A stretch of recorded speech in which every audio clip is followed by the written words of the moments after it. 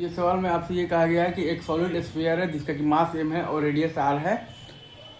उसको बेसिकली एक horizontal Planck के ऊपर हम लोगों ने रखा है और वो प्लैंक का भी मास m है और लेंथ l है, ठीक है।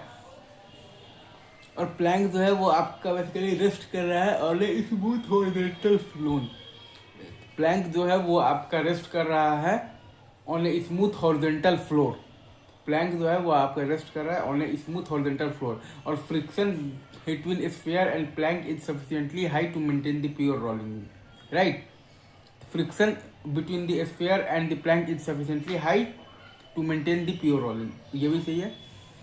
तो अब ये है कि the plank is pulled to right with a force of magnitude f। आपके पास ये दिया हुआ है कि the plank is pulled to right with a force of magnitude f force है, ठीक है। तो हमें फिर बाकी सारे तो पैरामीटर्स बताने हैं, राइट।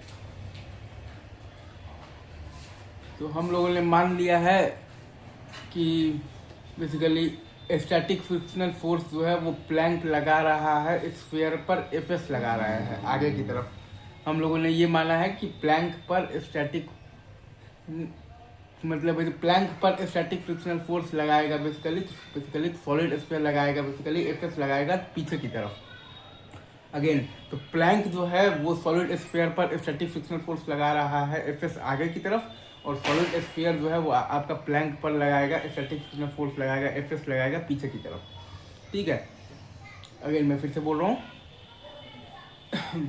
ये जो प्लैंक है वो सॉलिड स्फीयर पर स्टैटिक फ्रिक्शनल फोर्स लगाएगा एफएस आगे की तरफ, और ये सॉलिड स्फीयर जो है वो बेसिकली प्लैंक पर स्टैटिक फ्रिक्शनल फोर्स लगाएगा एफएस पीछे की तरफ। तो अब चूंकि आप देखिएगा ना,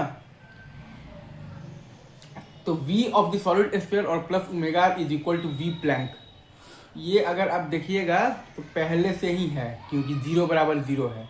v of the solid sphere और plus omega r is equal to v plank, ये अगर आप देखिएगा ना सर पहले से ही है क्योंकि 0 बराबर 0 है।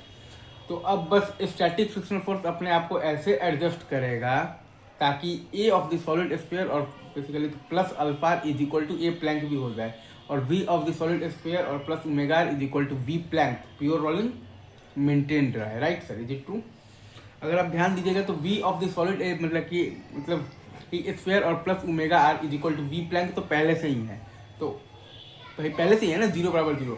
तो अब बस खाली स्टैटिक फ्रिक्शनल फोर्स अपने आप को ऐसे एडजस्ट करेगा ताकि a of the solid sphere और plus alpha is equal to a plank भी हो जाए, और v of the solid sphere और plus omega r is equal to v plank pure rolling maintained रहे, right sir, is it true. तो अब अगर आप ध्यान दीजिएगा यहाँ पे तो आपके पास बेसिकली क्या मतलब आ जाएगा। अगर आप ध्यान दे रहे हैं तो हमें बेसिकली जो कंडीशन लगाना है वो ये है कि a of the solid sphere और plus alpha is equal to a plank, यही कंडीशन है जो कि हम लोगों को लगाना है, राइट सर। तो a of the solid sphere है आपके पास basically F S by M और प्लस अल्फा आर।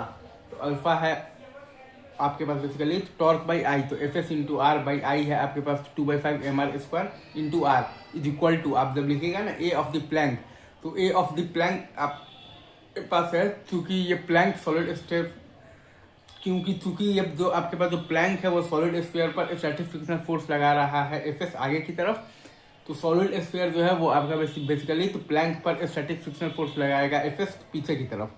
क्योंकि ये जो प्लैंक है वो सॉलिड स्फीयर पर स्टैटिक फ्रिक्शनल फोर्स लगा रहा है एफ एस आगे की तरफ, तो ये सॉलिड स्फीयर जो है वो प्लैंक पर स्टैटिक फ्रिक्शनल फोर्स लगाएगा पीछे की तरफ, राइट। तो ए प्लैंक आपके पास आ जाएगा बराबर एफ माइनस एफ एस और बाई एम। तो यहाँ से आप निकालिएगा तो एफ एस बराबर आपके पास आ जाएगा 2f बाई 9, एफ एस बराबर आपके पास आ जाएगा 2f और बाई 9 आ जाएगा, राइट सर। तो ए प्लैंक आ गया है आपके पास बेसिकली 7f बाई 9m। तो आपके पास ए प्लैंक का वैल्यू क्या आ गया है 7f by 9m। I guess ये सवाल लॉजिकली मैंने यहाँ पर अच्छे से समझा दिया।